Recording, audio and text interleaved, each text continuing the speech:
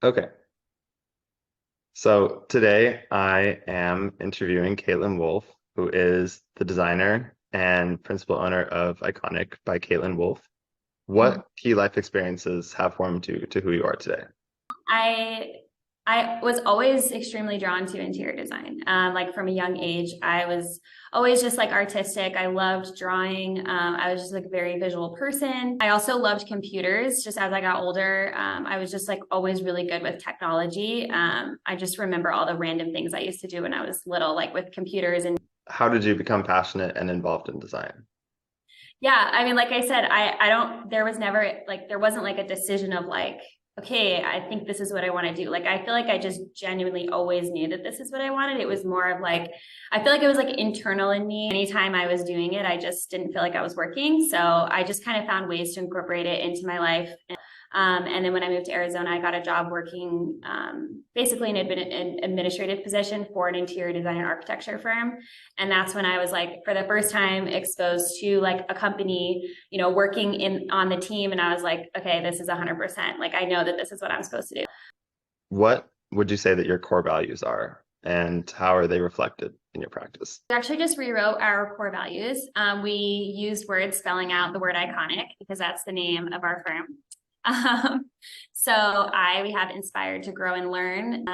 Clear communicators. I think one of the most important things about this industry is communication between, your architect, your builder, your contractor, your clients, and just keeping that strong communication. And then just as a team, nature is our inspiration. So incorporating that into our designs with natural materials and just kind of blending the outdoor with the indoor is one of our core values.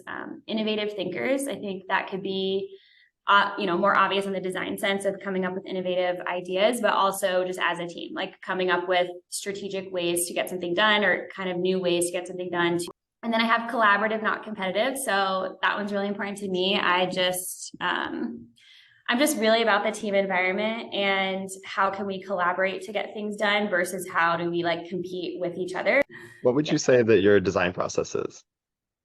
There's always an initial contact with the client, getting their initial information on our website, making that initial contact, whether it's an in-person consultation or a phone call or a Zoom call. So just us gathering some information and explaining our processes. In that first meeting, we're really just going over general like functionality of each space of the project. And then we're also looking at inspiration photos. So the next meeting, it's more of like a schematic meeting where we're looking at spatial planning. So it could include furniture, cabinetry layouts, appliance, locations, nailing down some of those main things for the space. And then our meeting following that, we do like a full presentation. So, and then we create a spec book. So that'll include the 3D renderings. It includes the finished schedule with all the specs. It includes the dimension drawings, elevations, and then it's basically a binder and that becomes, the book for the projects. Where would you say that your design is going? Hmm. Um, yeah, I think definitely like playing with shapes, like irregular organic shapes mixed with the geometric, like refined shapes as well. I think we're playing a lot with that combination. I think we're definitely just the more natural materials we can bring in, the better. What are the biggest challenges you face? Hmm. Um, well, we have a team of about 22 people, and managing people is a beast in itself, and not something you always think of as a business owner is, managing the team too. And I'm super grateful for my entire team, and I love every day with them, to be honest. But it's a lot of work to manage people. And then finally, what advice would you give to a young student? What advice? I mean, just go for it. Like, don't be afraid.